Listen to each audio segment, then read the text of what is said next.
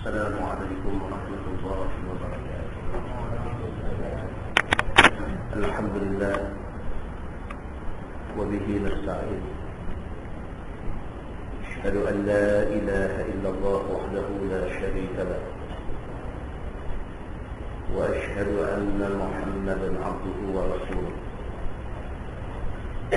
ونصلي ونسلم على هذا النبي الكريم سيد المرسلين وعلى آله وصحبه أجمعين.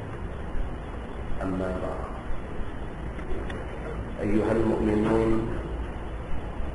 اتقوا الله، أوصيكم وإياي بتقوى الله، فقد فاز المتقون. Muslimin dan muslimat, mudah-mudahan dirahmati Allah Subhanahu wa taala. Di dalam sebuah hadis an Ubadah bin Samit radhiyallahu anhu an Nabi sallallahu alaihi wasallam qala man ahabba liqa'a Allah ahabba Allah liqa'ah wa man kariha liqa'a Allah kariha Allah liqa'ah. قالت عائشة أو بعض أزواجه إنا لنكره الموت. قال النبي صلى الله عليه وسلم ليس ذلك، ولكن المؤمن إذا حضره الموت بشر برضوان الله وكرامته، فليس شيء أحب إليه مما أمامه، فأحب لقاء الله وأحب الله لقاءه. وإن الكافر إذا حضر بشر بعذاب الله وعقوبته، فليس شيء أكره إليه مما أمامه، فكره لقاء الله وكره الله لقاءه، أو كما قال. Hadis sahih riwayat Al-Bukhari. Daripada satu sahabat Nabi, nama dia Ubadah bin As-Samit radhiyallahu anhu. Kata dia, Nabi sallallahu alaihi wasallam bersabda, sabda Nabi, siapa suka jumpa Allah, Allah suka jumpa dia. Siapa tak suka jumpa Allah, Allah tak suka jumpa dia. Nabi sallallahu alaihi wasallam pada satu hari Nabi bagi satu statement, Nabi bagi satu kenyataan yang simple macam tu. Nabi kata siapa suka jumpa Allah, Allah suka jumpa dia. Siapa tak suka jumpa Allah, Allah pun tak suka jumpa dia. Dia Nabi kata macam tu. Aisyah radhiyallahu anha, isteri Nabi sallallahu alaihi wasallam sendiri, dia kata dekat Nabi, Aisyah kata, inna la nakrahul maut. Aisyah kata, kalau macam tu jenuhlah kami, sebab kami kalau boleh tak mau mati. Inna la nakrahul maut, kami tak suka mati. Mati jumpa Allah. Jadi kalau tak suka mati, maknanya kami tak suka jumpa Allah, maknanya Allah tak suka kami. Adakah macam tu, ya Rasulullah? Mana ada orang dalam dunia ni suka mati? Orang yang suka mati, sama ada dia orang yang kecewa dalam hidup pun sakit, hidup pun tak serupa macam orang hidup, maka dia suka mati. Ataupun orang yang cukup special, dia mencari syahid pada jalan Allah, maka dia suka mati syahid. Itu saja. Kebanyakan orang kalau boleh tak mau mati. Minta doa panjang umur, minta doa murah rezeki. Pasal apa? Bila murah rezeki, duit ada, kalau boleh nak hidup lama. Itu kebiasaan semua manusia. Bila Nabi SAW kata, siapa tak suka jumpa Allah, Allah tak suka jumpa dia. Aisyah faham kata, tak suka jumpa Allah maksudnya tak suka mati. Jadi kami tak suka mati. Adakah Allah tak suka jumpa kami?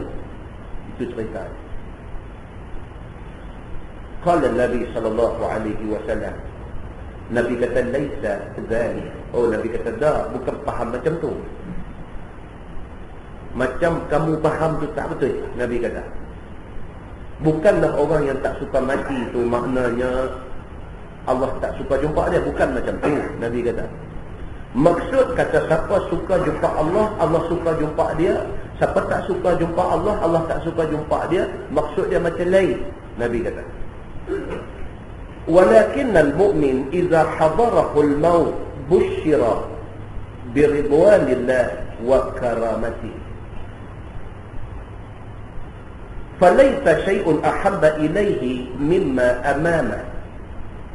Fa'ahabba liqa' Allah wa ahabba Allahu liqa'ah. Nabi kata maksud yang aku kata tadi macam ni. Nabi kata semua orang yang hidup akan mati. Dan orang yang nak mati ni, bila dia dekat nak mati, Allah akan bagi dia nampak apa hak dia nak terima lepas mati sekali lagi. Semua orang tanpa kecuali. Apabila dia nak mati, lagi 1 detik, lagi 2 detik, lagi 1 minit dia nak mati, dalam detik-detik akhir hidup dia, dekat dia nak mati ni, Allah bagi dia nampak dah. Lepas mati ni dia nak pergi mana. Sebab kadang-kadang kita duduk dalam majlis orang menghadapi sakaratul maut ni, kadang-kadang kita tengok ada orang dia macam-macam.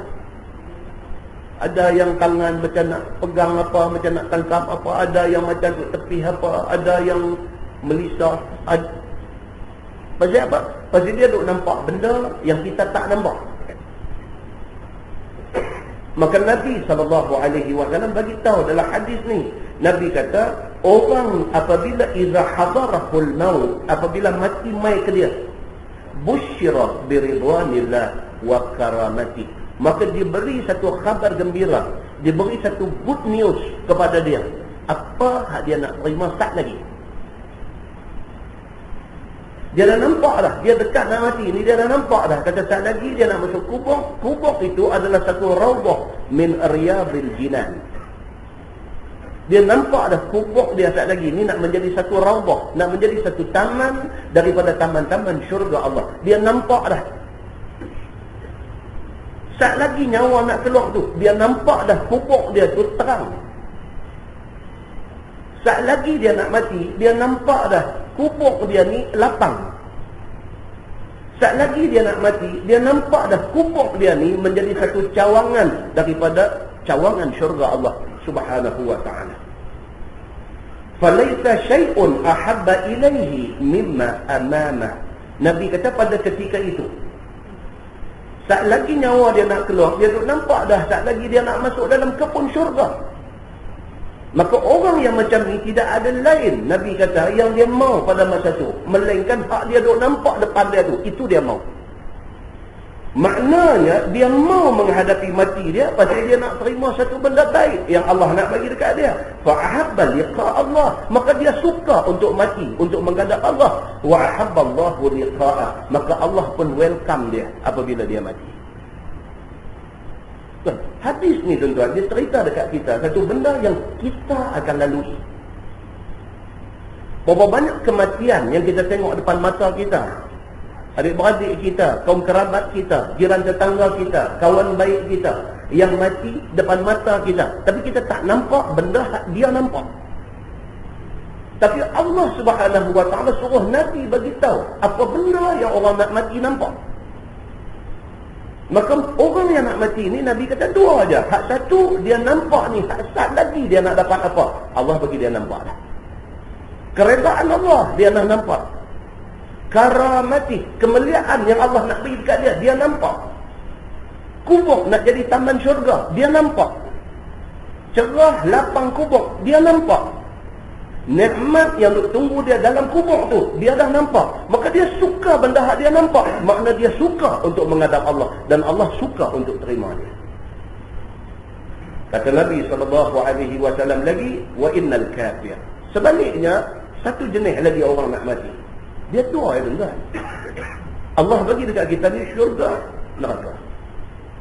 Allah bagi kita pilih nak jadi mukmin, kafir. Allah bagi dekat kita mau putih, mau hitam. Mau pahala, mau dosa.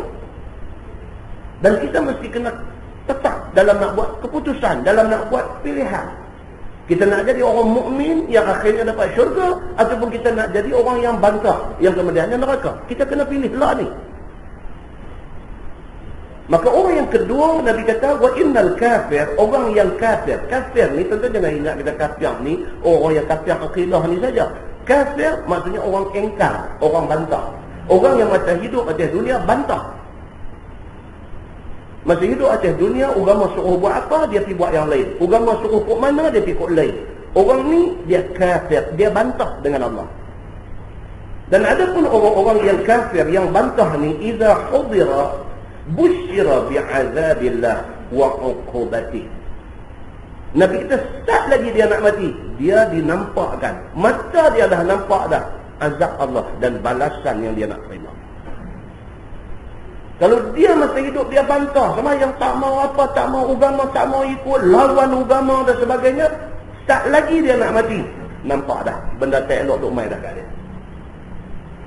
Dinampakkan kepada dia ni azabillah, azab hak dia nak kena dalam kubur sekali, dia nampak dah. Lagi satu detik dia nak mati, dia nampak dah kubur dia nak masuk sekali lagi tu, kubur tu sempit. Dia nampak dah kubur nak jadi gelap. Dia nampak dah kubur tu penuh dengan api. Dia dah nampak dah dalam kubur tu ada ular duk tunggu dia. Dia nampak dah dalam kubur sekali dia nak kena himpit. Allah bagi dia nampak. Kalau berdasarkan keterangan Nabi SAW dalam hadis ni, nampak dah. Kita tak nampak, kita duduk ada sebelah dia, kita duduk talqin di telinga dia, la ilaha illallah, dia duduk nampak ni.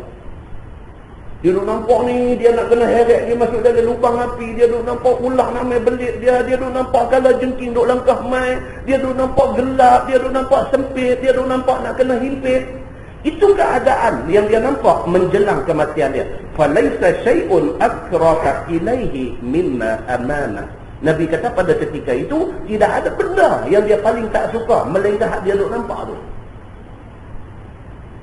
Bila dia nampak aku mati sekejap lagi, aku nak kena pergi kubur yang sempit ni. Bila aku mati sekejap lagi, aku nak pergi masuk kubur yang menjadi hufrah min hufarin niran. Tentang kita duk sembahyang mayat orang mati tu, kita duk baca doa ni kan. Minta ya Allah, janganlah jadikan kubur dia ni hufratun min hufarin niran. Janganlah jadi kubur dia ni menjadi satu hufrah, menjadi satu lubang api daripada lubang-lubang api neraka Allah. Tu yang kita duk baca dalam sembahyang mayat tu, itu benda dia. Tapi malangnya bagi dia yang bantah, yang engkar, yang suka lawan Tuhan ni, dia nak mati tu, Tuhan dah angkat hijab bagi dia nampak lah. Bila dia nampak lubang kubur tu nak jadi penyakit dekat dia, maka tidak ada benda yang dia lebih tak suka melainkan dia duk nampak tu. Nabi kata, fakariha liqa Allah, maka dia kalau boleh tak mau mati lagi, tak mau jumpa Tuhan. Wa karihallahu liqa'ah, maka Allah juga tak suka nak terima dia. Bayangkan tuan-tuan, kita mati, Tuhan tak terima kita, apa nak jadi ke kita? Muslimin dan muslimat yang dirahmati Allah sekalian, inilah hakikat kehidupan di dalam dunia. Kita percaya, kita selamat, kita tak percaya, malah petaka kena dekat kita. Maka kerana itulah dalam sebuah hadis riwayat Anas bin Malik, hadis yang cukup popular, semua orang baca. Nabi SAW bersabda, Nabi kata, yatba'ul mayit thalatha, fayarji'u thnani wa yabqa ma'ahu wahid, yatba'uhu ahluhu wa maluhu wa amaluhu, fayarji'u ahluhu wa maluhu wa yabqa amaluhu, atau kama qala, hadis sahih riwayat Al-Bukhari. Nabi kata mati saja satu orang, tiga ikut dia. Apa dia? Adik-beradik, keluarga, anak pinak, bini ikut, dihantar sampai lubang kubur. Harta benda, ada kereta, ada apa-apa ikut sampai dekat lubang kubur, dan amalan ikut sekali. Hak dua, tunggik balik. Anak bini semua balik. Abang dekat ni aja. Anak-anak kata ayah, saya dekat ni aja. Boleh kepai tanah suar, abang orang tanam ayah aja. segala harta benda, kereta apa orang bawa dah, orang bawa balik, yang sama dengan dia dalam kubur tu amalan dia. Hadis yang kita baca banyak kali pun, tapi kita selalu lupa. Pasal apa? Banyak kali baca, kita dengar yang ustaz buka mulut baca hadis ni, kita tahu dah. Kita tahu dah ni hadis dia aku dengar banyak kali dah. Tapi amalan kita banyak tu juga. Bukan benda kita tak biasa dengar, tapi kita selalu lupa dengan apa peringatan yang main dekat kita. Wa yabqa amaluh, maka yang kekal bersama dengan dia ialah amalan dia. Dan sebuah hadis riwayat daripada Aisyah radhiyallahu anha, kata dia, su'ila Nabi sallallahu alaihi wasallam, ayyul a'mal ahabbu ila Allah? Qala Nabi sallallahu alaihi wasallam, adwamuha wa in qalla. ثم قال النبي صلى الله عليه وسلم اكلفوا من الأعمال ما تطيقون أو كما قال hadis sahih riwayat Al-Bukhari. Daripada Nabi sallallahu alaihi wasallam ditanya Nabi sallallahu alaihi wasallam, apakah amalan yang Allah cukup suka? Aisyah kata, satu hari mai orang tanya Nabi, ya Rasulullah, amalan apa yang Tuhan cukup suka kalau kita buat? Nabi sallallahu alaihi wasallam kata, adwamuha wa in qalla. Nabi kata, amalan apa pun tak apa, janji benda baik sikit pun tak apa, tapi hampa buat selalu, tak tinggal. Nabi tak sebut secara spesifik apa benda. Nabi kata yang penting hampa buat amalan. Amal baik ni yang penting hampa buat. Wa in qalla, walaupun amal tu sikit aja, tapi bila pun hampa buat, hampa tak tinggal. Benda kecil tuan-tuan. Apa dia tuan-tuan? Nak tidur malam, Bismillah amutu wa ahya. Nabi baca doa tu. Nabi nak tidur, selain daripada Nabi baca ayat kursi, selain daripada Nabi baca 3 qul, selain daripada tu Nabi doa. Sabit daripada hadis Bukhari, Nabi kata apa? Bismillah, dengan nama engkau ya Allah, amutu wa ahya, aku mati dan aku hidup. Ni tidur tak begitu matilah. Berapa ramai orang yang dalam tidur mati, sebab tidur tu mati. Nabi SAW nak tidur, Nabi baca doa, Bismillah, dengan nama engkau ya Allah, amutu wa ahya, aku mati dan aku hidup. Simple doa, kita tak buat. Nabi bangkit tidur, Alhamdulillahillazi ahyana ba'dama amatana wa ilaihin nusyur. 15 second tak buat.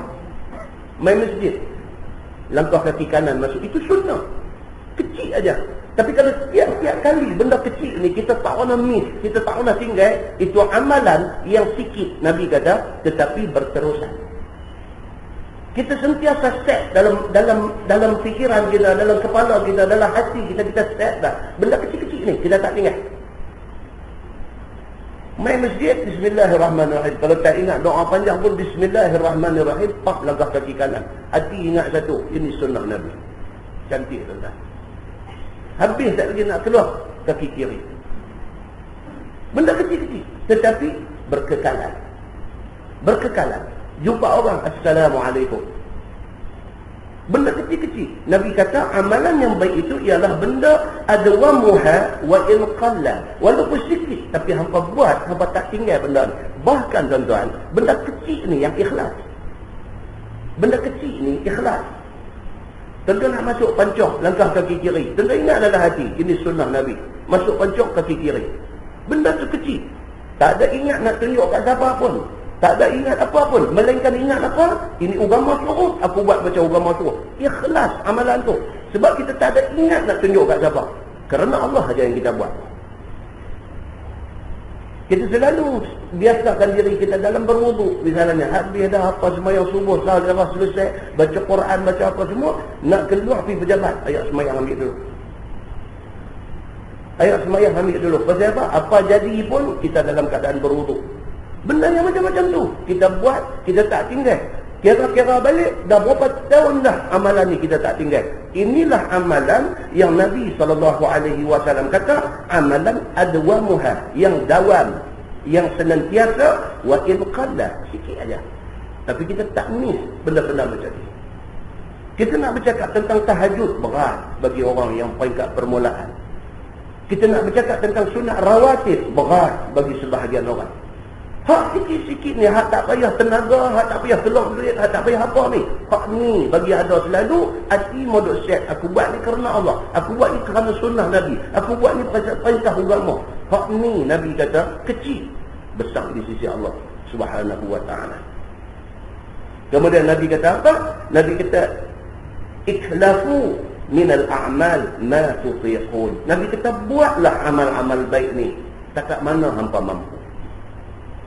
Takat mana boleh, takat mana larat, buat. Nabi kata, jangan tak buat benda-benda baik yang disuruh oleh agama. Muslimin dan muslimat yang dirahmati Allah sekalian. Dalam sebuah hadis riwayat daripada Aisyah radhiyallahu anha, kata dia su'ilan Nabi sallallahu alaihi wasallam. Di dalam sebuah hadis riwayat daripada Abi Hurairah radhiyallahu anhu, kata dia an Nabi sallallahu alaihi wasallam qala, "Inna Allah yuhibbul 'utas ويكره التثاؤب فإذا عطس فحمد الله فحق على كل مسلم سمعه أن يشمته وأما التثاؤب فإنما هو من الشيطان فليرده ما استطاع فإذا قال ها ضحك منه الشيطان." Atau kama qala, hadis sahih riwayat Al-Bukhari. Daripada Abi Hurairah radhiyallahu anhu, Nabi sallallahu alaihi wasallam bersabda. Nabi kata sesungguhnya Allah suka kepada orang yang bersin dan dia mengucapkan alhamdulillah, dan Allah tak suka orang yang suka tasa'ub, suka menguap. Nabi kata antara dua amalan ni, bersin dengan menguap, Allah suka orang bersin. Pasal bila dia bersin, alhamdulillah. Kalau dia kena sesama babi, dia nak bersin. Dan apalah satu bala Tuhan nak umai Tuhan. Tuan-tuan, macam-macam wabak. Dia bukan penyakit biasa lagi dah ni. Dia dah jadi epidemik. Dia jadi satu wabak. Dalam internet keluar tadi ke apa, kunun-kununnya apa, kerajaan Saudi nak ban jemaah umrah daripada Malaysia, Indonesia. Pasal apa? Pasal kerajaan kita declare, kata ada kes sesama ni di negeri kita. Maka dia ambil langkah berjaga-jaga nak ban. Jadi orang pakat sibuk duk telefon tanya tabung haji, duk telefon tanya travel agent nak bawa ni macam mana ni, betul ke? Kita ni macam mana program kita hujung bulan ni jadi kalau tabuk rendah. Nampak tuan? Ini satu musibah yang Allah timpakan. Pasal apa? Bohlah sebab pasal apa.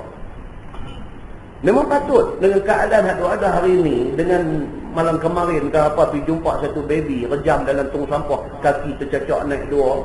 Sudahlah dia rejam, hamba Allah yang baru beranak dengan tali pusat berdarah ni, sudahlah dia rejam dalam tong sampah, kepala pecah. Maknanya dipercayai apa dia? Dia rembas ke dinding dulu bagi pecah, baru rejam masuk dalam tong sampah. Kalau macam ni punya rupa PL perangai manusia akhir zaman ni, memang patut Tuhan buat main apa pun. Memang patut. Kita baca hadis cerita tentang rahmat yang Allah buat turun di atas dunia ni. Allah ada 100% rahmat, belas kesian di sisi dia. Allah buat turun 1%. Belas kesian ni Allah buat turun di atas dunia ni 1%. 99% Allah full rahmat ni. 1% yang Allah buat turun tu dalam hadis Bukhari kata satu kuda angkat kaki bila anak dia lalu tepi dia. Satu ibu kuda bila anak kuda lalu tepi dia, dia angkat kaki. Pasal apa? Pasal dia takut dia tepi dia anak dia. 1% rahmat yang Allah bagi tu, kuda pun reti sayang anak. Jadi manusia tidak ada rahmat ni. Soal dia beranak keluar main budak ni cara halal ke cara haram, itu soal lain. Soalnya hang sudah buat satu dosa, sudah beranak main satu budak ni tanpa laluan yang sah, hampir bunuh dia pula. Bunuh dengan cara yang sadis. Kalau boleh tayang tak budak bawa beranak main tali pusat duk berdarah lagi, dia boleh pergi pegang kaki, dia rembas ke dinding bagi mati, lepas tu pergi rejam masuk dalam tong sampah bagi kaki cacat naik duk. Apa jenis manusia buat kerja macam ni?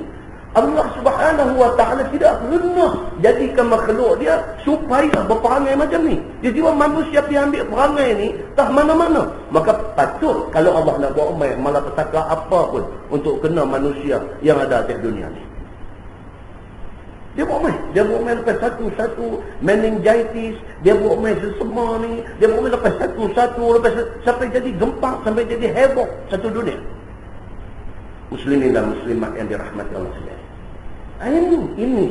Ini yang agama duk tekankan. Soal kasih sayang ni yang agama tekankan. Maka hadis yang kita baca ni juga menunjukkan kasih sayang. Apabila satu sahabat bersin, dia sebut alhamdulillah, kita sebut balik yarhamukallah. Kasih sayang. Alhamdulillah, dia syukur apa yang Allah bagi kat dia. Kita pula doa untuk dia. Kita tak doa dekat satu orang kalau kita tak sayang dia.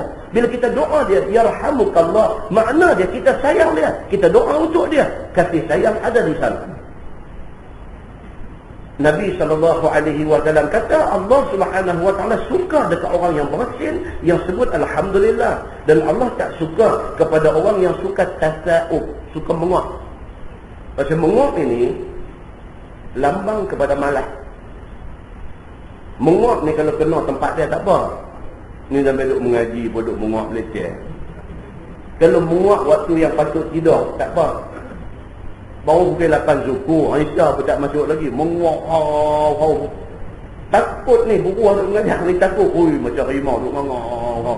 Menguap sampai tak kena tempat. Nabi SAW tak suka. Kata Abu Hurairah radhiyallahu anhu, Nabi beritahu macam tu. فَإِذَا عَطَسَ فَحَمِدَ اللَّهِ فَحَقٌ عَلَى كُلِّ مُسْلِمٍ سَمِعَهُ أَنْ يُشَمِّتَهُ. Nabi SAW kata apabila satu orang bersin, dia sebut alhamdulillah, maka wajib ke atas orang Islam yang dengar dia, doakan dia, yarhamukallah. Wa amma tasa'ub, Nabi kata tapi ada pun orang yang menguap. Fa inna ma huwa minas syaitan. Nabi kata itu daripada syaitan. Menguap itu daripada syaitan. Falyarudduhu mastata'a. Nabi kata orang yang nak menguap sedaya upaya cuba tahan, jangan sampai buka mulut menguap. Biar hidung kembang tak, hidung kembang dah, dia kembang lagi teruk. Bila nak menguap ni tahan. Nabi suruh macam tu.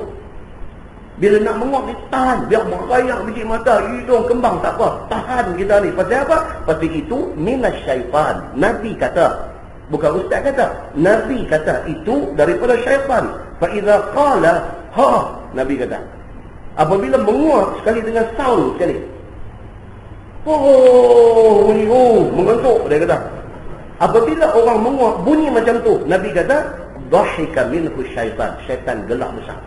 Nabi kata dhahika ni maksud gelak bunyi suara. Syaitan seronok apabila ada orang menguap macam tu bunyi dia. Maka dhahika syaitan, gelak besar syaitan bila tengok orang-orang yang macam ni. Dalam sebuah hadis riwayat daripada Anas bin Malik radhiyallahu anhu, kata dia atasa rajulani 'inda Nabi sallallahu alaihi wasallam. Fashammata ahaduhuma wa lam yushammit al-akhar. Faqala ar-rajul ya Rasulullah شمت هذا ولم تشمتني. قال النبي صلى الله عليه وسلم إن هذا حمد الله ولم تحمد الله. أو كما قال hadis sahih riwayat Al-Bukhari daripada Anas bin Malik radhiyallahu anhu. Kata dia, dua orang laki-laki bersin di depan Nabi sallallahu alaihi wasallam. Dua orang. Dia ni bersin, dia ni pun bersin. Nabi doa dah. Fashammata ahaduhuma wa lam yushammit al-akhar. Nabi jawab dekat dia ni. Nabi beralih dekat dia, Nabi kata yarhamukallah. Lalu Nabi tak doa. Faqala ar-rajul, ni kawan Nabi tak doa ni, dia terus kata dekat Nabi, dia kata ya Rasulullah shammata hadha wa lam tushammitni. Dia kata ya Rasulullah, mana lagi yang dia ni tuan doakan dekat dia, saya ni macam mana? Nabi beralih kat kau ni ya. Nabi kata yarhamukallah. Dia ni duduk tunggu saja. Dia kata dekat saya apa tuan tak doa? Qala Nabi sallallahu alaihi wasallam inna hadha hamidallah. Dia ni bersin, dia sebut Alhamdulillah. Saya doakan untuk dia. Walam tahmadillah. Hang nampak saja ayat tadi ni. Bersin lagu golek kepala begitu aja. Nak doa apa? Tuan-tuan, ini contoh-contoh hadis yang menceritakan amal yang sikit. Sikit aja. Bersin sebagai manusia mesti ada bersin. Sikit aja ujung tu Alhamdulillah. Amalan baik. Sikit. Tapi kalau sekiranya menjadi amalan berkekalan, itu baik di sisi Allah Subhanahu wa ta'ala. Mudah-mudahan tuan-tuan, saya pesan diri saya pesan dekat tuan-tuan semua, kita perbanyakkan amal baik. Kerana amal baik dan rahmat Allah akan menolong kita waktu kita susah. Mudah-mudahan muqaddimah itu memberi manfaat kepada kita semua, insya-Allah. Kita menggunakan tafsir Nurul Ihsan jilid 1. Nurul Ihsan jilid 1 muka surat 180 bawah sekali. A'udzubillahi minasyaitanir rajim. Afala yatadabbaruna al-Quran. Maka apa kena tiada ambil tadabbur, tiada ambil fikir mereka itu akan Quran supaya diketahui akan suruh dan tegaknya. Allah start ayat pada malam ini dengan satu soalan. Allah tanya kita, Quran tu ada depan nampak, awak nampak tak ambil pengajaran daripada Quran? Tuhan tanya macam tu. Quran kita, suci kita. Quran kita sebut sebagai dustur, sebagai perlembagaan kita orang Islam. Tapi pasal apa Quran pada hari ini tidak duduk di tempat yang sepatutnya? Pasal apa? Quran dalam masyarakat kita, dalam hidup kita hari ini, Quran duduk di mana? Quran duduk di rak buku tu lah. Quran hari ini bila kita nak cari Quran, bila ada kematian. Kita panggil budak-budak mahat tahfiz, kita panggil orang masjid, kita panggil baca Quran. Benda tu tak disuruh pun. Yang disuruh ni apa dia? Yang disuruh ni Quran ni kita baca. Dan kita nak ambil pengajaran daripada dia. Pak tu kita tak buat. Dan lebih malang lagi, seminggu berlalu, sehari pun tak ada kita baca Quran. Seminggu berlalu. Sedang masuk minggu lain, tak baca pun Quran minggu lepas. Dulu, kenang balik dulu, ada juga aku lepas subuh baca juga semuka. Tiap-tiap hari, lepas sembahyang subuh, pun mana pun buka semuka baca juga. Dulu. Pasal apa? Lah tak. Benda macam ni, kita kena cek balik diri kita. Kita kena cek dulu kita dengan hari ini kita macam mana. Agama suruh kita dulu dengan hari ini lebih baik. Hari ini dengan esok lebih baik. Agama suruh macam tu. Tapi kita dia pergi jadi terbalik. Berasa-berasa lagu tahun lepas lebih baik pada tahun ni. Nampak tahun ni kita karut lagi. Maknanya apa? Maknanya kita ralit, kita lalai daripada menunaikan perintah Allah Subhanahu wa ta'ala. Maka dia sebut dalam ayat ni. Allah kata afala yatadabbaruna al-Quran. Apa pasal hangpa tidak tadabbur isi kandungan Quran? Tentu orang putih yang buat kajian pasal Quran ni.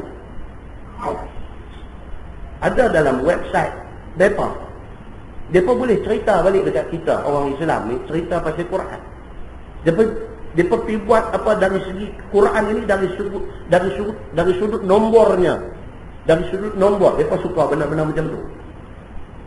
Dari sudut nombornya, Quran ini ada miracle, depa kata. Kajian ni mula dibuat oleh orang bukan Islam. Depa pergi buat kajian kok. Tuan-tuan, kalau pergi di universiti barat yang jadi lecturer dalam Islamic Studies ni, ada orang bukan Islam. Dia PhD dalam agama. Dia bagi lecture pasal kebaikan Islam kepada student yang beragama Islam. Student pergi jumpa dia, pergi bincang dengan dia, student tanya dia, Profesor pasal apa tak masuk Islam? Dia kata hidayah tak main lagi. Tapi dari segi knowledge, dari segi ilmu, dia ada knowledge tentang Islam. Betul apa yang dia kata? Hidayah tak main kat dia. Dia mengaku Islam baik. Walaupun dalam masa yang sama ada jarum-jarum orientalis ada dekat dia. Ada dekat dia, dia tak lepas dia. Tapi setidak-tidaknya dia mengaji bidang agama kita, dia mengaji sampai ke tahap PhD. Dia membuat study tentang Quran, penemuan, finding yang dia dapat ni. Dia kata dalam Quran yang 30 juzuk itu, Allah sebut perkataan dunia, Allah sebut perkataan akhirat 115 kali. Kita pun tak counter check balik, betul tak betul apa yang dia kata. Allah sebut dunia dengan Allah sebut akhirat 115 kali. 115 kali sebut dunia, 115 kali sebut akhirat. Adakah benda tu koinsiden secara kebetulan ataupun Allah sengaja buat macam tu nak suruh orang kaji, dan itu di antara benda yang menunjukkan kebesaran Allah Subhanahu wa taala. Allah sebut apa nama hayat, hidup, dengan maut, dengan mati 145 kali. 145 kali Allah sebut hidup, 145 kali Allah sebut mati. Allah sebut dalam Quran ini malaikat dengan syaitan 68 kali. Perkataan malaikat disebut 68 kali, perkataan syaitan disebut 68 kali. Adakah benda ni kebetulan? Ataupun Quran ini memang Allah plan macam tu, nak hantar mai dekat kita, nak suruh kita selain daripada nak faham isi kandungan dia, nak melihat Quran ini daripada berbagai sudut, dia perfect. Selain daripada hujung-hujung ayat dia semua bunyi cantik. Bukan benda tu tidak berlaku secara kebetulan, tapi Allah yang buat benda tu bagi jadi macam tu. Allah sebut perkataan rajul, laki-laki, dalam Quran 24 kali. Allah sebut perkataan imra'ah, perempuan, 24 kali. Kajian-kajian yang dibuat ni menunjukkan benda-benda yang cukup menampakkan kebesaran Allah Subhanahu wa taala.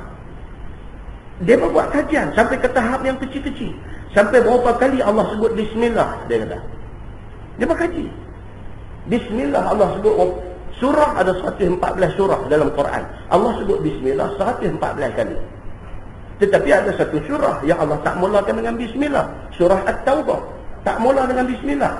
Maknanya sepatutnya bismillah ada 113 saja. Sebab surah At-Taubah tidak disebut bismillah. Rupanya lagi satu bismillah Allah selit dalam surah An-Naml. Allah sebut dalam ayat tu keluar mai bismillahirrahmanirrahim. Cukup balik 114 kali.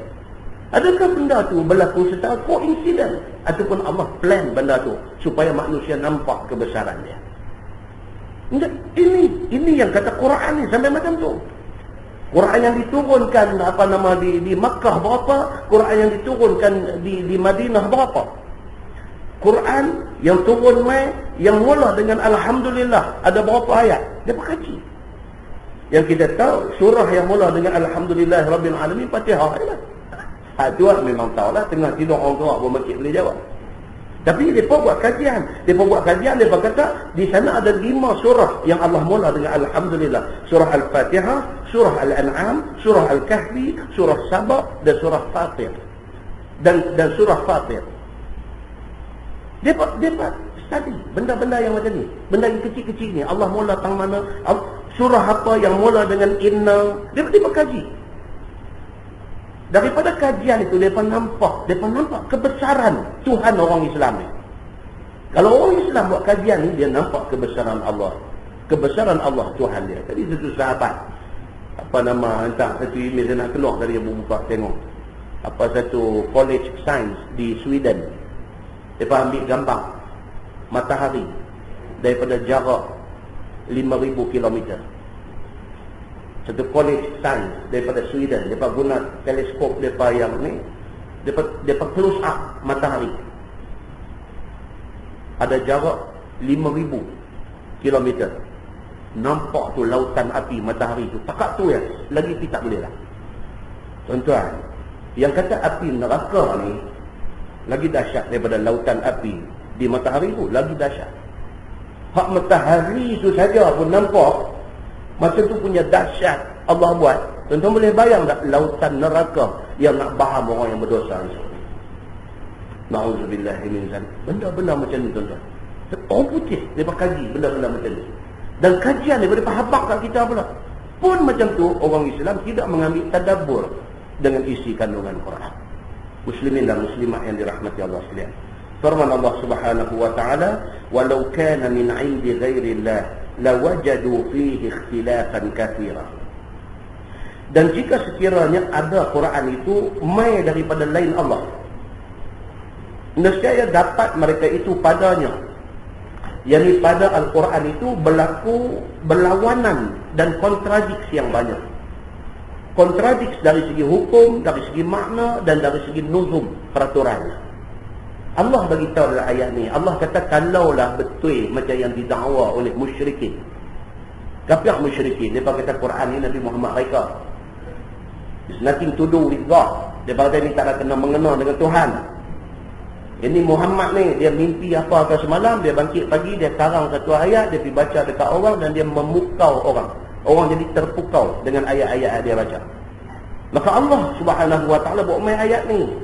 Allah kata walau kana min 'indi ghairillah lawajadu fihi ikhtilafan katsira. Kalau sekiranya Quran ini manusia buat, bukan Allah buat, tentu dia kontradik sebanyak. Manusia dengan otak yang terhad ni, dia buat sekali lagi tamu jadi belaga, tamu jadi belaga, tamu kata boleh, tamu kata tak boleh, tamu kata halal, tamu kata haram, dia dicelaru. Pasal apa? Pasal otak manusia. Manusia tuan-tuan, dia reka apa pun, untuk first round keluar, mesti ada dia punya failure, mesti ada defect dia. Dia reka satu enjin baru, dia lepas masuk dalam pasaran. Lepas 6 bulan pakai, ada kena panggil balik ke workshop. Panggil balik buat turun enjin, dia pun rectify mana-mana tempat yang silap. Perbetul balik. Pasal apa? Pasal itu ciptaan manusia. Ciptaan manusia ni dia tak boleh zero defect. Tak boleh. Dia mesti ada defect. Sama ada major ataupun minor. Pasal apa? Pasal itulah ciptaan manusia. Tapi Allah Subhanahu wa ta'ala bila dia buat turun Quran, garanti Allah kata, Quran ini turun at the moment dia turun, at that moment orang boleh pegang pakai. Tak akan ada kontradiksi dalam Quran.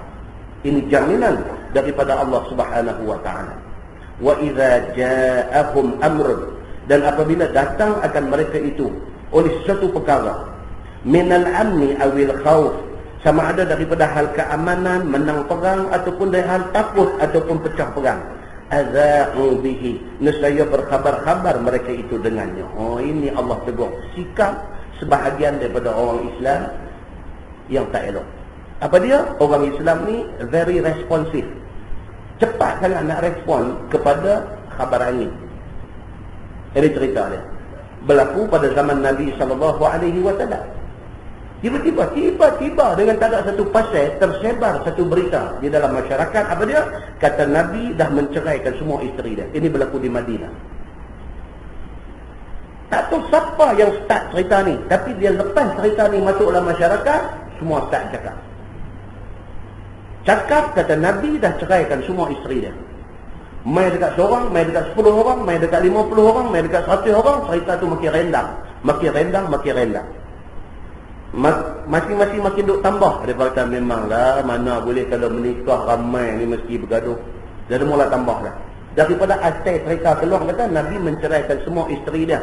Tafsiran duk main ke belakang. Benda ni jadi bahan bercakap semua orang yang duk ada pada masa tu, sampai ke telinga sahabat-sahabat besar. Di antaranya Sayyidina Umar Al-Khattab radhiyallahu anhu. Bila dia dengar berita tu, lompat dia. Pasal apa? Pasal salah seorang anak dia ialah isteri Nabi. Anak Umar Hafsah, isteri Nabi. Bila sampai benda tu di telinga dia, dia dengar apa pun, aku kena tanya Nabi. Umar Al-Khattab terus pergi jumpa Nabi SAW, tanya Nabi depan-depan. Ya Rasulullah, dengar ke telinga aku, ramai orang bercakap, kata engkau ceraikan semua isteri engkau. Betul tak? Nabi kata tak. Tak ada seorang pun yang aku cerai. Okey. Patah balik pergi di masjid. Di pintu masjid, Umar jatuh. Sampai di pintu masjid, dia jatuh. Kadang-kadang masjid lah tempat nak keluar gosip ni. Kadang-kadang masjid lah nak jadi tempat gosip ni. Terutamanya bila malam tak ada mengaji. Lepas maghrib tu, maka bermulalah gosip-menggosip ni. Kan? Semua orang dikenal. Kan? Umar mai balik di pintu masjid, terus dia jadi hang jebat, dia dongkah di pintu masjid. Dia kata apa? Dia kata tidak benar berita yang apa kata Nabi telah menceraikan isteri-isteri dia. Aku dah pun pergi jumpa Nabi dan pengesahan aku dapat daripada Nabi SAW. Perbuatan ni disebut oleh Allah Subhanahu wa taala, dan menurut sebahagian ulama tafsir, ayat 83 ni turun kerana khabar-khabar angin ini. Turun ayat Allah kata apa? Wa idza ja'ahum amrun, apabila mai kepada mereka satu cerita, minal amni awil khauf, tidak kira cerita itu cerita baik ataupun cerita takut, cerita apa yang patut hangpa buat, walau rudduhu ila rasul wa ila ulil amri minhum, maka jika kembali, maksudnya jika rujuk balik kebenaran cerita itu, rujuk balik kepada rasul ataupun kepada sahabat-sahabat yang besar, maka yang mempunyai pekerjaan daripada mereka itu, maka itulah yang sebaiknya. Allah kata apa? Bila main cerita macam ni, tanya sos dia balik. Cerita duk main, hari-hari duk main, cerita macam-macam. Dia ni, tu dia satu buku cerita dia. Dia ni 2 muka surat cerita dia. Dia ni satu surah abang cerita dia. Duk cerita pasal orang ni, betul tak betul? Wallahu a'lam. Tapi malangnya menjadi perangai di kalangan sebahagian orang, termasuk orang Islam. Bila dengar benda macam ni, dan dia pula pergi jadi ejen yang mengembangkan cerita-cerita tak betul itu. Dan lagi malang apabila yang kembangkan ini ustaz. Lagi malang. Pasal apa? Pasal orang dengar ustaz kata, dia kira ustaz kata macam Quran kata. Habis, jahanam habis. Ini penyakit yang Quran nak bagi ingat. Quran nak tegur, jangan sampai jadi macam ni. Firman Allah, la'alimahu alladhina yastanbitunahu minhum. Nescaya orang-orang yang dirojok itu, Nabi sendiri ataupun sahabat-sahabat yang besar ini, nescaya mengetahui akan dia oleh segala mereka yang ambil perhati akan dia daripada mereka itu. Adakah boleh berkhabar-khabar dengannya ataupun tidak? Bila ditanya dia sendiri, baru tahu hak betul. Oh, hak betulnya tak betul. Tapi dengar ke orang main cerita macam betul-betul. Bila tanya-tanya, tak betul pun. Saya itu ada satu main tibuh minyak di kedai minyak. Kalau tokey kedai minyak pun jadi orang minyak juga. Mai habaq kita ni ustaz, kawan kita ni ustaz sekian-sekian ni meninggal dia kata. Sekejut kita ni pun. Ustaz yang dia sebut tu kawan kita satu, muda lagi. Bukanlah kita kata orang muda tak mati. Tapi bila dia habaq hamba Allah ni mati, terkejut kita ni. Biar betul kata. Betul dia kata, saya pun tak syak baru dia faham. Kita kata dia meninggal bila? Katanya meninggal daripada pagi tadi ni nak simpan pukul 11. Ini pun. Masa abang tu pukul 10. Abang kata nak simpan pukul 11. Kita ni pun dengar ustaz-ustaz mati pagi simpan pukul 11. Baguslah ustaz ni. Kita pun terus balik pergi. Terus pecut pergi. Nak pergi tengok mayat ni. Sampai Pak Mentua dia tu tunggu dah tepi jalan. Pak Mentua dia duduk tahan mereka kita. Ustaz nak pergi tengok mayat menentu saya lah. Kata baru tahu minta maaf lah. Saya lagi nak minta maaf. Duk ada sihat elok tak mati pun. Dia kata ini yang dia kata ustaz ni bukan orang mula. Orang yang ke berapa puluh dah main meneru dah bukan nak tengok. Dia kata saya pun telefon menentu saya. Dia pun dengar. Dia kata jangan lagi aku tak mati lagi. Dia kata cerita dia boleh keluar macam tu. Kita ni pun dengar sahabat ni dia tak kira dah lah, kira dan dia semayang dia terjadi dah. Pak Mentua tahan tengah jalan. Muslimin dan muslimah yang dirahmati Allah. Cerita ni. Dia kata dia ni dia tak mengajar ni bukan sebab dia sakit teruk lah ni. Dia cuti, bukan dia sakit teruk, dia cuti. Dia sahabat kata dia sakit teruk. Kakak main meneru di rumah nak tengok sakit. Kita bukan sakit. Main ramai tu sakit tunggu lah kita. Kan? Muslimin dan muslimah yang dirahmati Allah. Khabar ani. Ini yang disebut oleh Allah dalam ayat 83 surah An-Nisa yang kita baca ni, teguran kepada orang yang cepat percaya kepada khabar-khabar ini. Firman Allah, "Walaula fadlullahi 'alaikum wa rahmatuh lattaba'tum asy-syaitana illa qalila." Dan jika tiada kurnia Allah atas kamu dengan Islam dan dengan rahmat Allah dengan Quran, nescaya kamu pasti akan ikut syaitan pada mengerjakan maksiat. Melainkan sedikit orang yang dapat hidayah dengan akal, yakni pada kenal Allah dan pada tauhid Allah Subhanahu wa taala. Tuhan kata apa dalam ayat ni? Dia kata kalau tidaklah kerana Islam, kerana Quran yang Allah buat turun, orang hak sesat ni tak tahu apa ramai. Kita kalau kita tak ikut Quran, kita tak ikut apa yang Allah kata, sesat. Sebab kita ikut akal kita. Akal ni kalau tidak dipandu oleh wahyu Allah, oleh Quran, oleh hadis, akal ni dia boleh fikir macam-macam. Akal ni boleh fikir macam-macam. Saya pergi satu masjid, satu orang tanya saya, dia kata ustaz, ni hadis yang cerita kata manusia ni kalau dia dah disesatkan oleh Allah, maka dia tak akan dapat lagi jalan hidayah. Tu macam mana tadi? Nanya lah orang tu. Dia kata begitu. Saya kata nanya apa? Dah tu lah yang ayat Quran kata wa man yudlilillah, barang siapa yang disesatkan oleh Allah. Maknanya Allah jadikan dia, kemudian Allah takdirkan dia sesat. Nanya dia. Betul, Tuhan tak buat dia. Tuhan buat dia, betul Tuhan berita ke dia sesat. Naya dia. Saya tak faham ni macam mana ni. Nampak kan? Bila kita nak rongkai ayat tu tanpa merujuk kepada tafsiran hadis, kita rongkai tak boleh, dia duduk kosong. Dia sampai kosong, dia sampai tahap dia kata apa? Dia kata Tuhan tak adil lah macam tu. Apa ya Tuhan pergi buat orang, kita kedekan dia sesat. Mana boleh begitu kan? Dia nak marah Tuhan. Walhal bukan macam tu. Tuhan bagi jadi manusia ni, Tuhan bagi akal dekat dia. Dengan akal tu dia memilih jalan hidup dia. Kalau dia memilih jalan sesat, pilihan dia tu, dia nak pilih jalan sesat tu Allah tahu dah. Bukan Allah paksa dia jadi sesat. Dia yang pilih jalan sesat. Tapi apa hak dia nak pilih tu Tuhan tahu dah. Ilmu Allah dah tahu dah dia nak pilih yang tu. Maka Allah takdirkan dia sesat sesuai dengan pilihan dia. Bukan Allah daripada awal-awal takdir dia sesat. Nampak? Dia miss tahu. Dia miss tahu dia nampak Tuhan sudah buat naya dekat orang. Apa pula Tuhan nak buat naya dekat orang? Tuhan ni lagi nak berlaku adil kepada semua orang.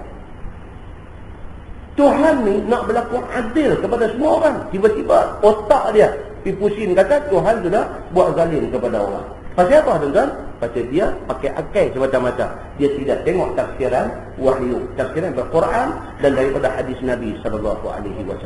Dia kena faham benda ni. Baik, seperti mana Waraqah bin Naufal dan Umar bin Nuqail, dan adalah dia atas agama Isa dahulu daripada Nabi SAW. Waraqah bin Naufal ni sepupu Khadijah. Waraqah bin Naufal, kalau tuan-tuan pergi buka cerita riwayat hidup dia, Waraqah bin Naufal ni cerita panjang. Khadijah awal lagi dah sebelum Nabi jadi Nabi apa lagi dah, Khadijah ni mimpi. Khadijah mimpi matahari masuk dalam rumah dia. Khadijah ni dia mimpi matahari masuk dalam rumah dia. Terang benderang dalam rumah dia. Yang mimpi ni betul-betul jadi satu benda yang ganggu dia. Dia pergi jumpa Waraqah bin Naufal. Waraqah bin Naufal ni abang pupu dia. Waraqah bin Naufal ni satu orang alim dalam agama Nasrani. Dia alim Injil. Dia boleh salin Injil ni dalam bahasa Ibrani. Ini yang kata Waraqah bin Naufal ni. Bila Khadijah main di rumah dia, Khadijah kata, abang, saya nak tanya abang satu benda. Saya mimpi semalam matahari masuk rumah saya. Terang benderang dalam rumah. Waraqah bin Naufal ni dengar. Sebagai orang alim, dia ahli kitab Injil. Dia terus kata dekat Khadijah. Dia kata jah lah kalau dalam bahasa kita lah. Dia kata jah, hang akan menikah dengan satu Nabi. Dia kata Nabi akhir zaman. Terus dia pergi ke situ. Saya mengikut dalam catatan Ibnu Ishaq. Dia kata Waraqah bin Naufal ni seorang yang alim di dalam tadbir mimpi. Bila dia dengar macam tu terus dia kata jah, kalau berdasarkan kepada pengetahuan yang Allah bagi dekat aku, hang, dia kata akan menikah dengan Nabi akhir zaman. Khadijah tanya dia, ini mengikut catatan di dalam Ibnu Ishaq. Khadijah tanya dia, abang, dia kata siapa dia laki-laki ni? Dia kata nama dia Muhammad ataupun Ahmad. Benda ni ada tulis dalam Injil. Dia orang mana? Khadijah tanya. Waraqah bin Naufal kata dia orang Makkah. Dia orang Makkah lah. Khadijah ni orang Makkah. Kubur dia sampai hari ni di Ma'lab, di Makkah. Dia orang Makkah. Dia keturunan siapa? Dia keturunan Bani Hashim. Benda ni bukan main daripada mimpi Waraqah bin Naufal, tapi benda ni ada dalam kitab yang dia beriman, kitab Injil. Dia cerita balik aja benda ni. Cuma dia pergi peguh, dia kata hanglah orang yang terpilih akan kahwin dengan Muhammad ni, manusia akhir zaman, manusia terbaik di atas muka bumi. Sungguh jadi macam yang ditelak oleh Waraqah bin Naufal berdasarkan kitab Injil yang Allah juga buat turun. Sungguh mai Nabi Muhammad sallallahu alaihi wasallam kemudiannya membawa barang dagangan dia. Bila sampai pula di Syam sana, jumpa pula dengan satu rahib lagi nama dia Buhairah. Buhairah ni pula bila tengok Nabi Muhammad dia panggil. Dia kata, engkau Muhammad? Dia panggil orang alim, kitab-kitab Samawi. Engkau Muhammad? Ya. Minta izin aku nak tengok belakang. Ni Muhammad ni tak tahu apa lagi masa tu. Buka baju, tunjuk atas belikat dia. Ada alamat nubuwah. Dia terus peluk. Buhairah terus peluk Nabi Muhammad ni. Dia kata engkau akan jadi umat, akan menjadi Nabi kepada umat ini. Ini cerita yang jadi sebelum Nabi dilantik menjadi Nabi. Ini Waraqah bin Nawfal. Dia sendiri sebut, dia kata kalaulah sekiranya aku masih hidup, ketika Muhammad dilantik menjadi Nabi, aku nak jadi orang pertama membela dia. Ni Waraqah bin Nawfal ni. Dan dia mati tak dah dengan Nabi dilantik menjadi Nabi. Dia mati dah. Orang pernah dalam Sahih Bukhari ada cerita tentang Waraqah bin Nawfal. Orang pernah tanya Nabi, ya Rasulullah, bagaimana dengan Waraqah bin Nawfal? Di mana dia? Orang tanya Nabi ni, bagaimana dengan Waraqah bin Nawfal? Dia mati tak dah ikut agama yang dibawa oleh Nabi Muhammad sallallahu alaihi wasallam. Di mana dia? Nabi jawab apa? Nabi kata aku dapat lihat dia di dalam taman syurga. Ini. Maka disebut ni dalam hal kita baca ni, dia kata di antara orang-orang ni semua, depa ni kenal Allah, depa mentauhidkan Allah. Di antaranya Waraqah bin Nawfal dan sebagainya. Firman Allah, faqatil fi sabilillah la tukallafu illa nafsak. Maka perang olehmu ya Muhammad pada jalan Allah. Tiada engkau berarti melainkan diri engkau sahaja. Yakni perangkan. Dan jika seorang engkau sekalipun, engkau tetap kena pergi perang. Tu dia Tuhan kata dekat Nabi macam tu. Nabi Muhammad ni jadi Nabi ni bukan satu bukan satu nak seronok-seronok dah. Nabi Muhammad SAW jadi Nabi ni, beban yang dia nak kena tanggung atas belakang dia ni. Dia bertanggungjawab ke atas umat akhir zaman ni. Maka Nabi SAW selaras dengan apa yang Allah bagi dekat dia tanggungjawab sebagai Nabi kepada umat akhir zaman ni. Nabi sampai dekat nak mati duk sebut ummati, ummati, duk sebut umat aku, umat aku. Seluruh hidup Nabi fokus kepada apa? Nak bawa kesejahteraan kepada umat dia. Tu Nabi. Dia tidak take advantage di atas kedudukan dia sebagai Nabi. Nabi tidak pernah ingat benda tak elok. Nabi tidak pernah nak ambil kesempatan. Nabi tidak pernah macam tu semua. Melainkan Nabi melihat tugas dia sebagai Nabi ni, dia nak kena laksana. Itu aja. Sehingga turun ayat yang kita baca ni, faqatil fi sabilillah la tukallafu illa nafsak. Tuhan kata, dan peranglah olehmu wahai Muhammad pada jalan Allah ini. Tiada engkau berarti melainkan diri engkau sahaja. Yakni engkau kena perang. Dan jika seorang engkau sekalipun, engkau kena perang. Kalau ditakdirkan Nabi ajak sahabat ikut pergi perang atas perintah Allah, sahabat semua tak mau. Kalaulah takdir macam tu, Nabi akan pergi seorang. Pasal apa? Pasal Allah suruh. Bukan kata hampa tak mau pergi, aku tak pergi sama dah. Macam kita nak main mengaji ni, bukan nak pergi perang, nak main mengaji ni, telefon kawan. Malam ni taman berang macam mana nak pergi? Oh dia kata aku tak boleh, mak aku dah janji dengan bini aku macam ni. Tak apa. Antara oleh ada tak pergi, aku tak pergi. Bukan nak pergi perang, nak pergi mengaji. Tanya kawan hak kita telefon tu arai, kita marai. Dia arai marai. Yang kata kita ni punya rapuh, tak ada semangat. Duk tui atas orang saja. Tengok kawan ni aku tui sekali boleh. Kalau aku seorang dah nak dapat seorang yang apa pun aku pergi. Aku telefon tanya, apa tak mau tak apa. Tang aku pergi. Nak dapat macam ni tuan-tuan. Allahu Akbar. Anugerah Allah. Kalau ada kekuatan macam tu, anugerah Allah. Allah kena buat benda baik ni, apa nak ikut ke, apa tak mau ikut ke, tu apa punya pasal, tang aku pergi.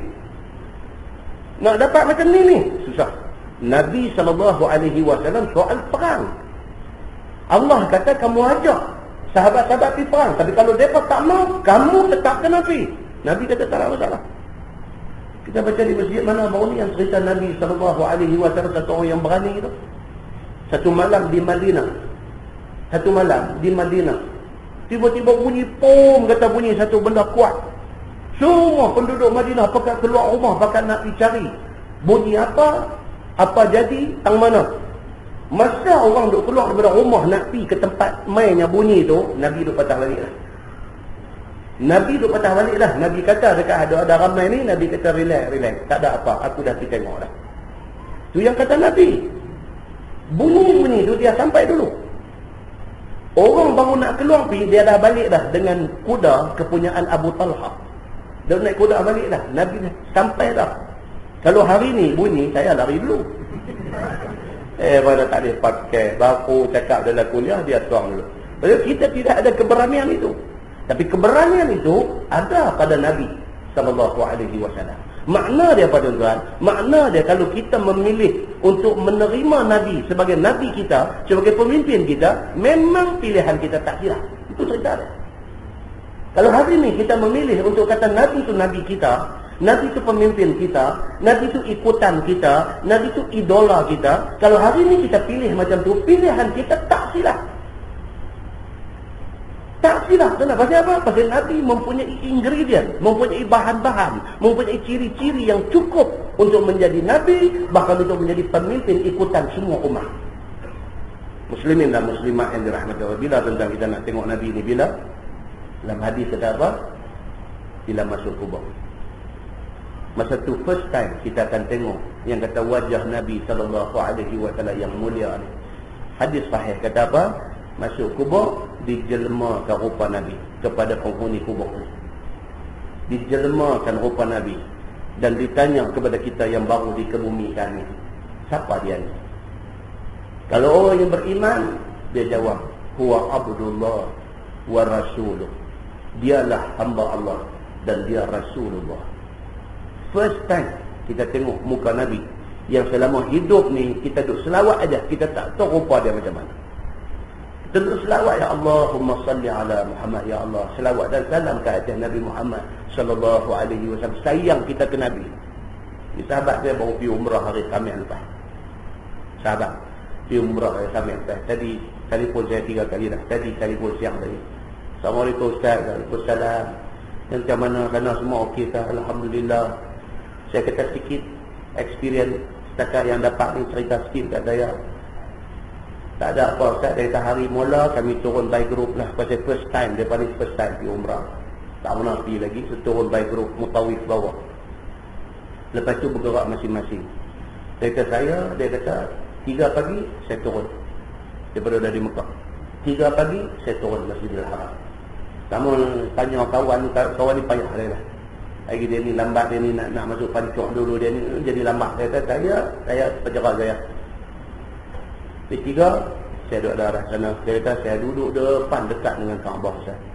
Saya semayang sunat, semayang tahajud, semayang minta macam-macam dekat Allah, doa dekat multazam. Dia kata cerita, saya duduk dengar dia.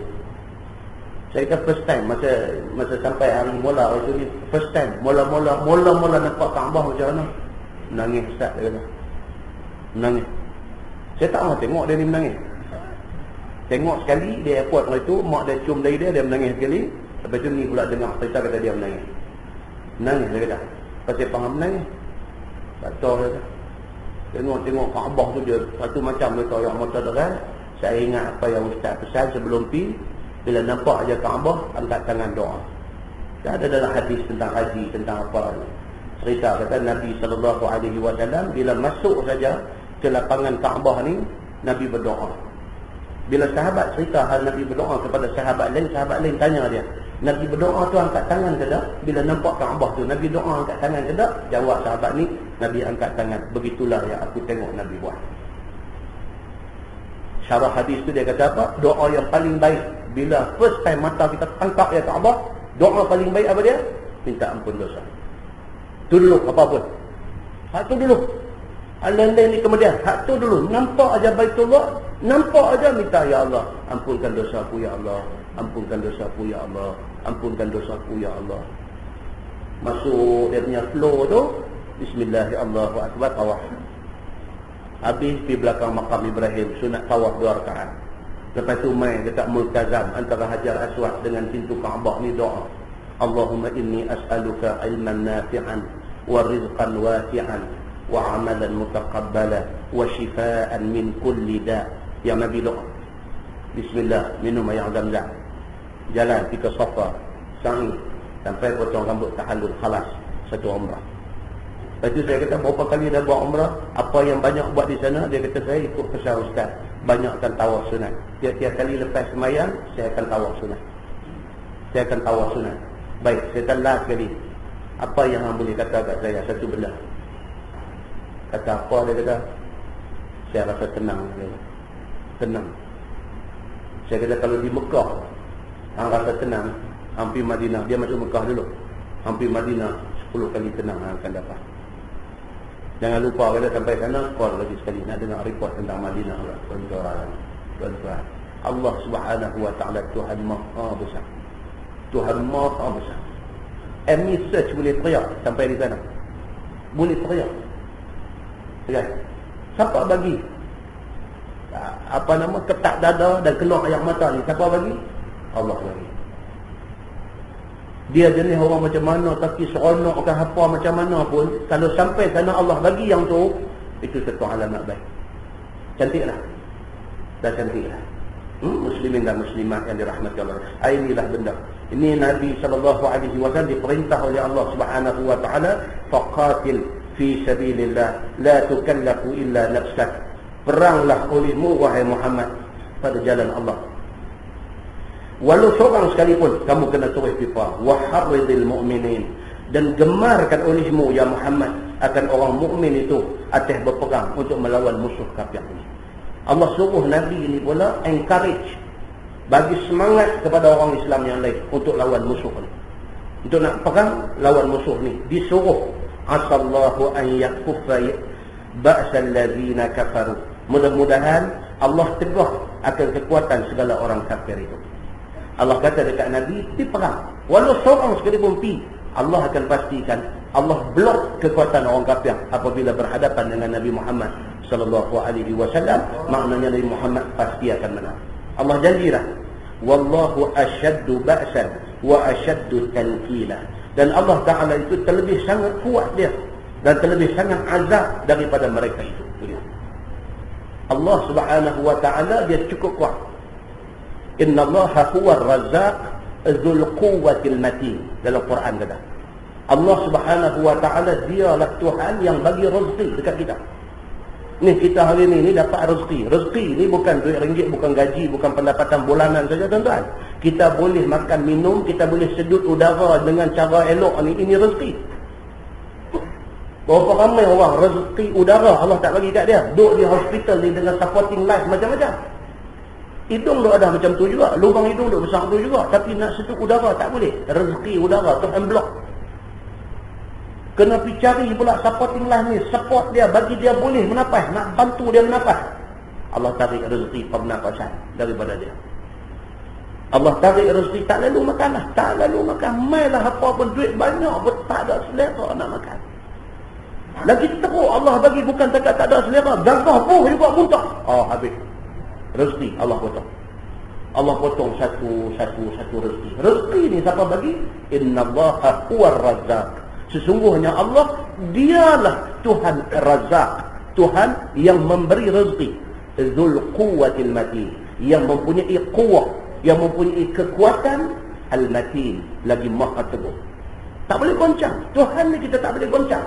Kita tidak boleh threaten Tuhan. Kita tidak boleh geretak Tuhan. Kita tak boleh ugut Tuhan. Kita tak boleh. Pasal apa? Pasal Allah Subhanahu wa taala dia mempunyai sifat ni, wallahu asyaddu ba'san wa asyaddu tankila. Dan Allah itu terlebih sangat kuat dia. Tuhan sendiri kata, aku adalah Tuhan yang sangat kuat. Apa tak boleh nak buat apa pun dekat aku. Wa asyaddu tankila, dan terlebih sangat azab daripada mereka itu. Allah kalau dia nak balas azab kepada makhluk dia, siapa pun tak boleh tahan azab dia. Tak boleh tahan. Dan kita baca tafsir surah Al-Waqi'ah di surah Taman Kerian Parit Buntang. Kita tengah duk baca ayat-ayat macam ni lah. Ni ayat macam ni. Cerita tentang manusia bila dia ditakdirkan masuk neraka esok ni. Dalam neraka ni makanan dia apa dia? Dia kata buah zakum. Buah zakum. Buah zakum ni apa dia? Dalam ayat lain cerita kata, yang kata buah zakum ni tal'uha ka'annahu ru'usus syayatin. Yang kata buah zakum ni, pokok dia saja, mayang dia tu macam kepala syaitan. Tuhan kata dalam Quran. Tak bercakap pasal buah dia lagi. Buah nak ahli neraka nak kena telan tu tak bercakap lagi. Cerita pokok dia aja. Pokok zakum ni, tal'uha, mayang dia tu ka'annahu ru'usus syayatin, macam kepala syaitan. Tengok di atas tu. Dan buah zakum ni bila makan, penghuni neraka nak telan tak boleh, Tuhan kata. Dibubuh dalam mulut dia, dia nak telan tak boleh. Bila dia nak telan tak boleh, dibawa hamim kepada dia. Hamim ni apa dia? Leburan besi, leburan tembaga cair. Bawa main, nak bagi lepas buah zakum tu masuk, bagi leburan tembaga cair. Yang apabila tembaga tu main depan muka, belum minum lagi, luruh isi daging muka dia. Ini ayat yang kita dah baca ni. Allah kata wa asyaddu tankila. Allah Subhanahu wa taala itu sangat dahsyat azab dia kalau dan dia bertindak. Jangan kita ingat dunia ni Tuhan tak ada. Jangan kita dunia kita boleh buat apa saja, tak peduli perintah larangan Tuhan. Sebab Tuhan ada. Dan orang yang bantah, dia akan menghadapi Tuhan dengan azab yang macam ni. Wa asyaddu tankila. Allah Subhanahu wa taala menyediakan azab yang cukup dahsyat kepada semua orang. Sabda Nabi sallallahu alaihi wasallam, dia kata wallazi nafsi biyadihi la akhrujanna walau wahdi. Ini hadisnya. Nabi kata apa? La akhrujanna walau wahdi. Demi Allah Subhanahu wa taala yang diri aku di dalam kudratnya. Nabi bersumpah. Wallazi nafsi biyadihi, demi Allah yang nyawa aku Tuhan duk pegang. Nabi kata la akhrujanna walau wahdi, sungguh aku akan keluar daripada rumah untuk nak pergi perang walau seorang aku sekalipun. Nabi kata. Itu dia berani Nabi kata. Dia sumpah dengan nama Allah. Wallazi nafsi biyadik, demi Allah yang nyawa aku ada di dalam tangan engkau ya Allah, la akhrujanna walau wahdi, aku pasti akan keluar pergi perang walaupun aku seorang. Dia kata. Pasal apa? Pasal Allah suruh aku pergi. Tu yang kata Nabi sallallahu alaihi wasallam. Maka keluar Nabi sallallahu alaihi wasallam dengan 70 rakib kepada Badar Sughra. Maka Nabi keluar dengan 70 kenderaan untuk nak pergi dalam perang Badar ni. Maka menegur Allah Subhanahu wa taala akan kekuatan orang kafir dengan masuk ketakutan dalam hati mereka itu. Tuhan tolong tentera Islam yang dipimpin oleh Nabi ni. Tuhan tolong macam mana? Tuhan tolong, Tuhan lempak rasa takut dalam hati puak musuh ni. Tuan-tuan, Allah kalau dia nak tolong, Masya Allah, dia bila mai pertolongan Allah ni, Allah sikit aja. Dalam Badar Sughra, Allah tolong macam mana? Dia lepas masuk rasa takut dalam hati musuh. Tak ada perang. Allah cetuskan rasa takut dalam hati dia. Nak pergi perang dengan Nabi ni takut. Siapa yang punya kerja yang bagi takut dalam hati musuh ni? Allah Subhanahu wa taala. Dalam perang Khandaq. Perang Khandaq ni perang yang tak jadi. Dalam perang Khandaq ni apa jadi? Allah Subhanahu wa taala bantu Nabi dan tentera Islam dengan ribut pasir. Tuan betul? Tak ini. Allah Akbar ribut pasir. Pasal apa? Apa makhluk pun atas dunia ni tentera Allah semua. Jundullah, semua tentera Allah. Allah boleh petik mana-mana satu untuk nak jadikan bantuan kepada orang Islam yang solid percaya kepada Allah Subhanahu wa taala. Ada dalam banyaklah dalam zaman-zaman mutaakhir ni pun ada. Beberapa kali Allah Subhanahu wa taala tunjuk dia punya miracle, dia punya ajaib dia ni sehingga memberi menang kepada tentera-tentera Islam ini. Dan dia kata Abu Sufyan yang ni takut daripada keluar ni, antara pimpinan tentera kafir pada masa itu ialah Abu Sufyan. Dia belum masuk Islam, lepas itu baru dia masuk Islam. Firman Allah Subhanahu wa taala, "Man yashfa' syafa'atan hasanah yakun lahu nasibun minha."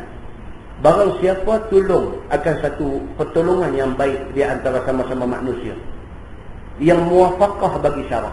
Siapa yang tolong sama-sama kita manusia ni, dia tolong dengan jalan yang diluluskan oleh agama. Dia tolong. Nescaya adalah baginya bahagian pahala daripadanya. Tuhan janji. Siapa tolong orang, pahala dah. Janji tolong tu tolong benda yang tak salah dari segi agama. Kalau tolong benda salah, berdosa. Kalau tolong benda yang tak salah, kita tolong orang, pasti ada pahala.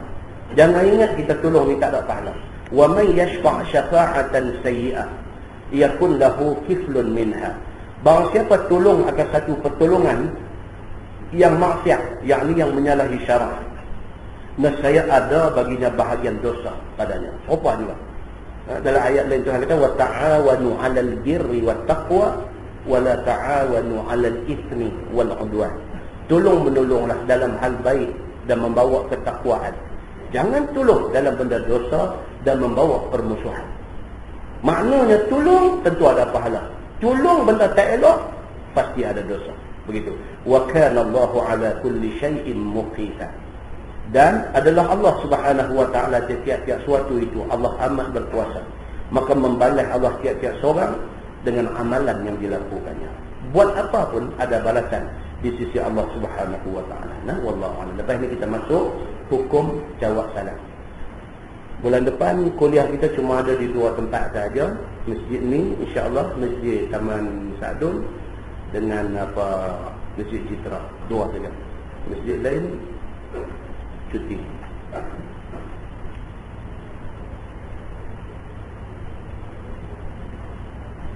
Lepas ni insya-Allah kita akan masuk hukum jawab salam.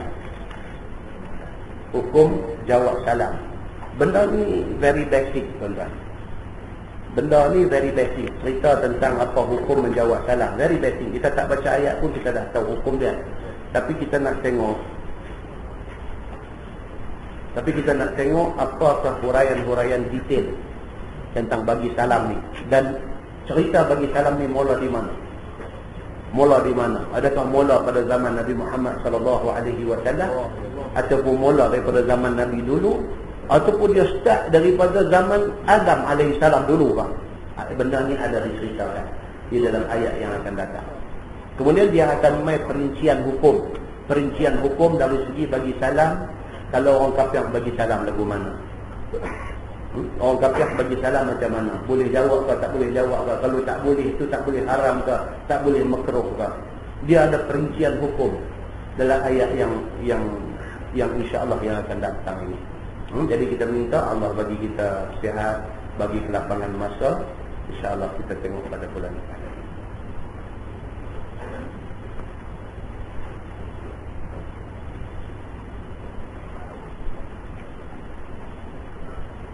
Ni sahabat tanya, dia kata saya nak buat akikah 2 ekor kambing untuk anak laki-laki saya yang baru lahir. Di samping itu saya buat kenduri kesyukuran dan saya jemput keluarga, jiran-jiran. Boleh atau tidak saya terima daripada tetamu yang hadir itu yang menghulurkan duit kepada saya atau kepada anak saya? Terima, dalam apa? Orang bagi kat kita, kalau kita duduk dalam kategori miskin, itu jadi sedekah. Kalau kita duduk dalam kategori bukan orang miskin, itu jadi hadiah. Tak ada salah apa. Jangan orang tak bagi kita duduk korek tangan dia, sudah. Nanti dia jatuh dalam hukum nakai. Dia bagi hukum nakai. Tak bagi, tak apa lah, kita lihat lah. Tak bagi, dia duduk korek pula. Sampai kau tu pun tengok muka kita ini, kena duit kahwin, kena duit tamau dia.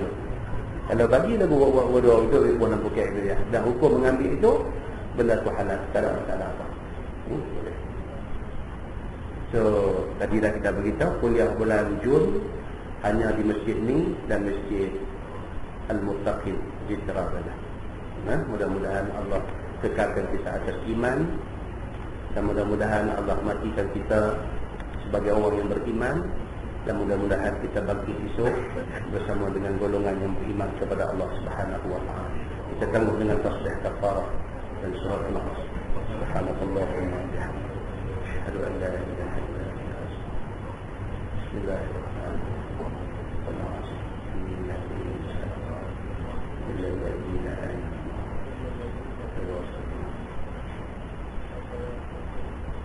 اللهم صل على محمد في الأولين والآخرين وسلم رضي الله تبارك وتعالى عن سادتنا أصحاب سيدنا رسول الله أجمعين. بسم الله الرحمن الرحيم. الحمد لله رب العالمين حمدا يوافي نعمه ويكافئ مزيدا. يا ربنا لك الحمد كما ينبغي لجلال وجهك الكريم وعظيم سلطانك. رضينا بالله ربا وبالإسلام دينا وبمحمد نبيا ورسولا. اللهم افتح علينا فتوح العارفين وارزقنا فهم النبي بجاه خاتم المرسلين.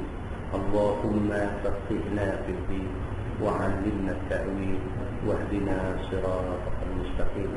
اللهم أرنا الحق حقا وارزقنا اتباعه وأرنا الباطل باطلا وارزقنا اجتنابه. اللهم اجعل جمعنا جمعا مرحوما وتفرقنا من بعده تفرقا معصوما. وصلى الله على محمد وعلى آله وصحبه وسلم والحمد لله رب العالمين. السلام عليكم.